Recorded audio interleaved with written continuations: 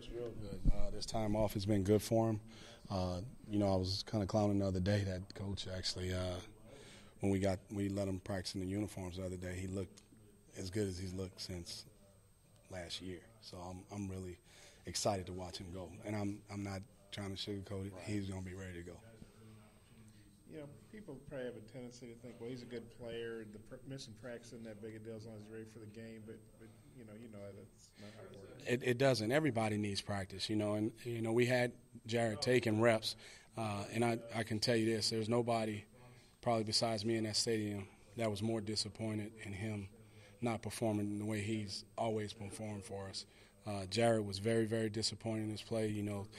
The great thing about Jared being a leader, being the type of kid he is, being the type of player he is, immediately after that game, myself, Coach B, and Coach Enos got a text from him saying that would never happen again. So I'm looking forward to watching him play this weekend. You think it was rust, like the lack of reps? It was. It was definitely rust, but, that's no excuse. From a veteran player like him, you expect him to go out there and make those plays. And like I always say, I got such high expectations for all my guys, and I've set the bar high, especially for him, coming back, for his senior year. He wants to go out with a bang, and to do that was just unacceptable. And he knows that, and I wasn't going to ride him about it because I know he was as down as anybody else about it. But Jared Cornelius is fine. He's going to be fine. I'm not worried about Jared. A&M has given up a lot of yards to receivers in 3 games this year. Do you see a real opportunity for your guys this weekend? Every time we turn the tape on, I think we got a great opportunity to go out and play well. It's the way our guys work. It's the way our guys are coached. So we're just going to go out there and do our big thing is we got to go take care of us. If we go out and do what we're capable of doing, and this offense plays where we're capable of playing, we'll be fine. It has nothing to do with Texas A&M. I think Coach Cooper and Coach Sumlin and his staff do a great job with that secondary.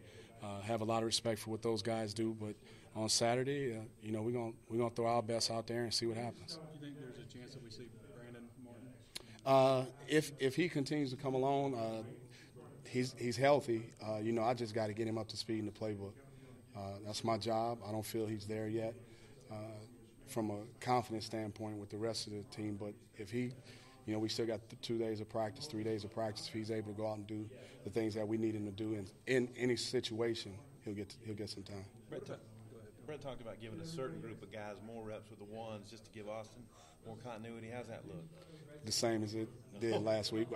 In the game, I played 5 guys in the game Saturday, and Coach B and I have talked about it. We mixed the 5. The 5 is different, but it's 5 guys, and we're going to go out, and I thought they had a decent practice today, and actually during the bye week, I thought they did some extra work with Austin to try and get on the same page. The thing is, our guys just got to go out and be consistent. People are saying we're not creating separation, and that's my job as a coach to put those guys in those situations. Obviously, I didn't do a good enough job, but they'll be ready to go on Saturday. But T.J. Hammonds, you got him full-time over at wide receiver house? He's still coming. Another guy that's just learning. That's the thing. I see these guys every day, and I know what they're capable of doing, what they're not capable of doing, and I'm not making any excuses because my guys are going to be ready to play. People got to understand that this is what I do for a living, and I'm going to go out and get these guys ready to play. Brett mentioned 4 wide receivers working with the first group. Who would be the 5th? Right now, I got Jared, Dion, Jordan, Jay Nance. It's between TJ, Gerard Barnes, Gary Cross. They're fighting for that 5th spot. And LaMichael Petway's still in it. Thanks, Coach. Hey, you guys hadn't beaten A&M since y'all came on. Actually, they didn't beat them here before either. But I guess how do you feel about that series? Do you feel like it's about time to get it going the other way? It's time. It's just time. Our kids, I know their kids down there working hard to keep that trophy. Our kids are working hard to get it here. And we've been in a position to win the game. We let them slip away, but again, you give credit to A&M. They did what they had to do to get the job done. And it's a new year, it's a new game, new team, and we're gonna go out there and play. How are they in terms of physicality? There's been some suggestion you guys are in trouble dealing with physical defensive teams in terms of coming off the line of scrimmage. They're very good up front.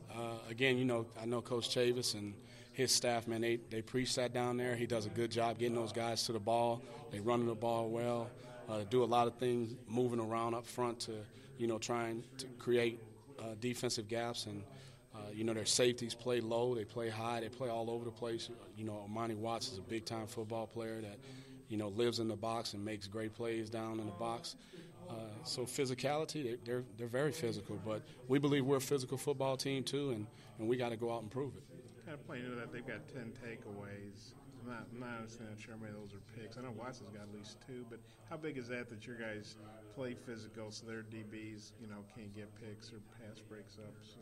Well, it's something that we teach. If it's a ball that you can't catch, we definitely ain't going to let the defense catch it. So we just got to play our game. Again, I don't want to sit here and act like we got coaches say we don't need Superman to show up. We just need the Arkansas Razorbacks to show up, and if we do that, we'll be fine. When you look at film, what's A&M doing to get all those takeaways? They're very aggressive. They run to the ball, and they put you in situations to throw the ball to you. Last week watching them against ULL, they got after that quarterback in the second half, and he made some errant throws, and what they did is they caught him. You don't see him dropping a lot of interceptions.